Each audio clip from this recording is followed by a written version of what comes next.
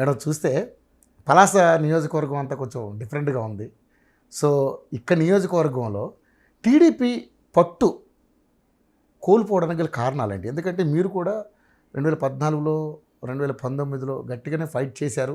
But ఎందుకో TDP ఇక్కడ బాగా వెనకపడింది. సో ఇప్పుడున్నటువంటి సీదిరి అప్పలరాజు గారు రకరకాల కార్యక్రమాలతో, అదే జగన్మోహన్ రెడ్డి అభివృద్ధి కార్యక్రమాలతో ముందుకెళ్తున్నారు.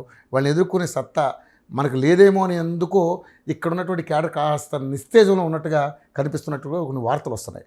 ఏంటి మరి దీని మీద మీ సమాధానం ఏంటి? ఆయన జీవితంలోని ఆయన ఒకసారి 2009 ప్రజారాజ్యం వేవ్లోని మొదటిసారి ఓడిపోయారు. ఆ రోజు ప్రజారాజ్యం వేవ్తో పాటు బైఫర్కేషన్ కూడా అప్పుడే అయ్యింది. నాన్నగారిది సోంపేట మండలం, సోంపేట, మందస, బారువ అండ్ పలాస ఆయనది. 2009లో అటు సోంపేట ఇచ్చాపురం వెళ్ళింది, పలాస బారువ ఇచ్చాపురం వెళ్ళింది, పలాస మందస ఇటు వచ్చింది. ఏది చూస్ చేసుకోవాలన్నప్పుడు ఆయన పలాస చూస్ చేసుకోవడం. ఆ రోజు ప్రజారాజ్యం వాళ్ళు బాగుపడలేదు, కానీ తెలుగుదేశానికి దెబ్బ పెట్టారు. అందరికీ తెలుసు, కొంతమంది ఉంటారు పార్టీలు ఎందుకు పెడతారంటే వాళ్ళు గెలుస్తారో లేదో తెలియదు, కానీ ఏదో ఒక పార్టీకి దెబ్బ పెట్టి మళ్ళీ అక్కడి నుంచి రాజకీయంగా కనుమరుగైపోతారు. అలాంటి వేవ్లో నా తండ్రి ఓడిపోయారు.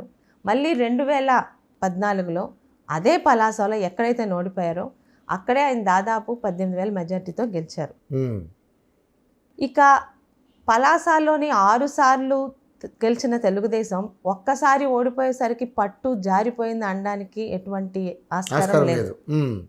రాజకీయాల్లో గెలుపోటములు సహజం, రెండింటినీ ఒకేలా తీసుకోవాలి. గెలిచినప్పుడు ప్రజల కోసం ఏం చేస్తామో, ఓడినప్పుడు ప్రజల్లో ఉండి ప్రజలకు ఏం కావాలో ప్రభుత్వాన్ని ప్రశ్నించాలనే కుటుంబం నుంచి వచ్చిన అమ్మాయిని. 2019లో పలాసలోనే తెలుగుదేశం ఓడిపోలేదు, 151 నియోజకవర్గాల్లో ఓడిపోయింది.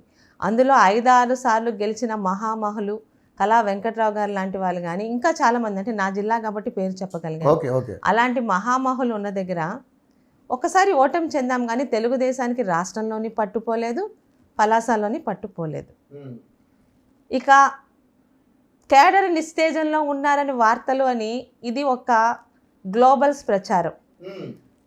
మా పలాసే కాదు, శ్రీకాకుళం అనే జిల్లాలో రాజకీయాలని చాలా పవిత్రంగా, గౌరవంగా, నిజాయితీగా, హుందాగా 2019 వరకు తీసుకొని వచ్చారు. ఈరోజు కూడా పలాస తప్పితే ఇతర నియోజకవర్గాల్లో అదే విలువలు పాటిస్తున్న వైఎస్ఆర్పి నాయకులు ఉన్నారు. ఒక ధర్మాన్ ప్రసాదరావు గారు కానీ, కృష్ణదాస్ గారు కానీ, తమ్మినేని సీతారాం గారు అక్కడేవో 2-3 ఇన్సిడెంట్స్ వాళ్ళ కుటుంబ పరంగా గొడవలు తప్పితే ఎక్కడ కార్యకర్తల మీద తప్పుడు కేసులు పెట్టి అర్ధరాత్రులు జేసీబీలు తీసుకొచ్చి ఇల్లు పగలు కొడతాము, ఇంటి ముందు గోడలు పగలు కొడతాము అన్నది ఎక్కడా శ్రీకాకుళం జిల్లాలో జరగట్లే. అంటే హుందాగా ఉండే కుటుంబాల నుంచి వచ్చారు కాబట్టి ఆ పార్టీ వాళ్ళు ఈ పార్టీ వాళ్ళు కూడా పరస్పరం గౌరవంతో ఇప్పటి వరకు వెళ్ళారు. చీదర అప్పలరాజు గారు అనే వ్యక్తి గాలికి కొట్టుకొచ్చిన ఒక సరుకు. డాక్టర్గా చదువుకున్న వ్యక్తిని నాకు ప్రతిపక్షంగా నిల్చోపెట్టినప్పుడు చాలా హ్యాపీ ఫీల్ అయ్యాను. There will be A respectable politics. నువ్వేం చేసావో చెప్పు, మేమేం చేయగలమో చెప్తాం, ఆ లెవెల్లో వెళ్తామని అనుకున్నప్పుడు మా తండ్రికి, తాతగారికి జిల్లాలో ఎవ్వరికి ఎదురవని విధంగా అత్యంత నీచంగా ఒక మహిళని చూడకుండా అబద్ధాలతో, ఈరోజు అది అప్పలరాజు గారికి పుట్టిన బుద్ధే కాదండి, వైఎస్ఆర్పి పార్టీ జీన్స్లోనే అది ఉంది. గౌతు శిరీష, మీరు స్టార్టింగే యార్లగడ్డ శిరీష అన్నారు. ఎక్కడన్నా రూల్స్లో రాసుందా పెళ్ళయ్యాక పేర్లు మార్చుకోవాలని? ఇది ఒక్క గౌతు శిరీషకి ఎందుకు ప్రశ్నిస్తున్నారు? Why you people are not asking YS Sharmila, Kalvakuntla Kavitha and XYZ? మా జిల్లాలోనే సీతంపేటలోని ఆమె కళావతి గారు ఉన్నారు, ఆమె తండ్రి పేరుతో కొనసాగుతున్నారు. Why all the people are worried about only Gouthu Sirisha? Yes, నేను గౌతు గారి ఆడబిడ్డని, యార్లగడ్డ గారి కోడల్ని. నేను కానీ మా సిస్టర్ కానీ మా పేర్లు మార్చుకోము అని ఉంచుకున్నాము. ఎందుకంటే మా తండ్రి గారికి ఆడపిల్లలే తప్పితే మగపిల్లలు లేరు. గౌతు కుటుంబం ఇక్కడితో ఆగిపోతుందని ఆయన బాధపడుతున్నప్పుడు అట్లీస్ట్ మేము మార్చుకోమన్నా కానీ మా పిల్లలకి మేమేం గౌతు అని పెట్టలేదే. అంటే మిమ్మల్ని అనడానికి ఏది లేనప్పుడు, గౌతు కుటుంబం అవినీతి కానీ అక్రమాలు కానీ చేయలేదు, వాళ్ళ మీద ఇలా చేయి చూపించడానికి కూడా ప్రజలు కూడా ఒప్పుకోరు అన్నప్పుడు వాళ్ళకి దొరికిన కొండ తొలిచి వెంట్రుకు పట్టుకుంటారు చూడండి, గౌతు శిరీష, యార్లగడ్డ శిరీష. ఆ రెండిటి వల్ల నా జీన్స్ మారదే, నా తండ్రి పేరు మారదే, నా రాజకీయ వారసత్వం మారదే. పనికి మాలని దీంతో వచ్చి నేను కూడా ఎక్స్పెక్ట్ చేయలేదు.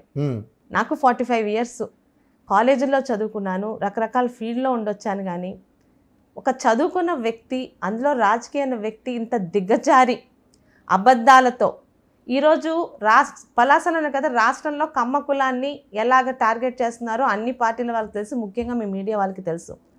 నాది కులాంతర వివాహం. నేను చదువుకునేటప్పుడు కమ్మ కులాన్ని ప్రేమించి పెళ్లి చేసుకొని అనుకోలేదు. నాకు నచ్చాడు, నాకు మానసికంగా నాకు అన్నిట్లో నాకు తను ముందుకు తీసుకెళ్తానన్న నమ్మకంతో నా కుటుంబాన్ని, మా నాన్నగారికి 2 ఆడపిల్లలు, సో మాకు అల్లుడిగా, మా తండ్రికి అల్లుడిగా గట్టిగా నిల్చుంటే ఒక నమ్మకంతో నేను వెంకన్న చౌదరి గారిని చేసుకున్నాను. కానీ